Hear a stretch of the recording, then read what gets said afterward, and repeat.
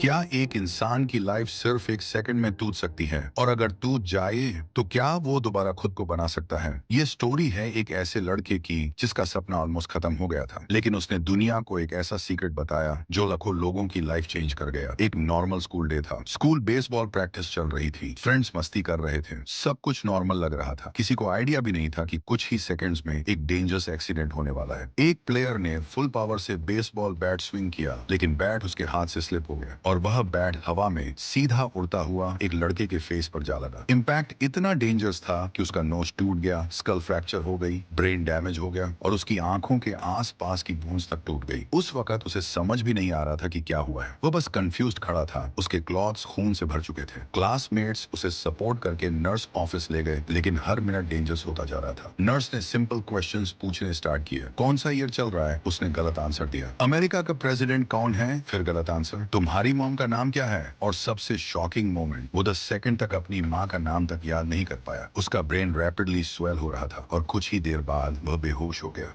Hospital पहुंचते ही doctors समझ गए कि सिचुएशन एक्सट्रीमली क्रिटिकल है। उसकी बॉडी शट डाउन होने लगी, उसे ब्रीदिंग में प्रॉब्लम होने लगी, फिर सीजर्स स्टार्ट हुए। डॉक्टर्स ने इमीडिएटली हेलीकॉप्टर बुलाया और उसे एक बड़े ट्रॉमा हॉस्पिटल भेजने का डिसीजन लिया। इमेजिन एक हेलीकॉप्टर, एक माँ अपने बेटे का हाथ पकड़े हुए, डॉक्टर्स मैन्युअली ऑक्सीजन दे रहे हैं और किसी को नहीं पता कि वह जिंदा बचेगा या नहीं। हॉस्पिटल पहुंचते ही उसे मेडिकली इंड्यूस्ड कोमा में डाल दिया गया। मशीन से उसकी सांसें चला रही थी। उसके पेरेंट्स पूरी रात हॉस्पिटल में रोते रहे। उनके लिए वह लाइफ की सबसे बुरी रात थी। नेक्स्ट मॉर्निंग मिरेकल हुआ, वो कोमा से बाहर आ गया, लेकिन असली बैटल अब स्टार्ट हुई थी। उसकी आंखों के आसपास फ्रैक्चर्स थे। एक पॉइंट पर उसकी लेफ्ट आई लिटरली सॉकेट से बाहर की तरफ आ गई थी। वो प्रॉपरली देख नहीं पा रहा था। वॉकिंग डिफिकल्ट थी, ड्राइविंग इम्पॉसिबल था। थेरेपी सेशंस स्टार्ट हुई। हर छोटी मूवमेंट दोबारा सीखनी पड़ी और मेंटली वो कंप्लीटली ब्रोकन फील करता था। बेसबॉल उसकी लाइफ थी। उसके फादर भी बेसबॉल प्लेयर रह चुके थे और वह भी एक दिन प्रोफेशनल प्लेयर बनना चाहता था। लेकिन एक्सीडेंट के बाद जब फाइनली वो फील्ड पर वापस गया, उसे वार्सिटी टीम से रिजेक्ट कर दिया गया। सिर्फ रिजेक्ट ही नहीं, वो जूनियर प्लेयर्स के साथ भेज दिया गया। उस दिन वो करने अकेला बैठ कर रोता रहा। उससे लगा उसकी पूरी लाइफ खत्म हो चुकी है और ऑनेस्टली यहीं पर ज्यादातर लोग गिव अप कर देते। कोई भी सोचता बस अब नहीं हो पाएगा, लेकिन उसने एक अलग डिसीजन लिया। उसने डिसाइड किया कि वो एक ह्यूज कमबैक का वेट नहीं करेगा। वो बस हर दिन थोड़ा बेटर बनेगा, सिर्फ 1%। कॉलेज स्टार्ट और वहीं से एक साइलेंट ट्रांसफॉर्मेशन स्टार्ट।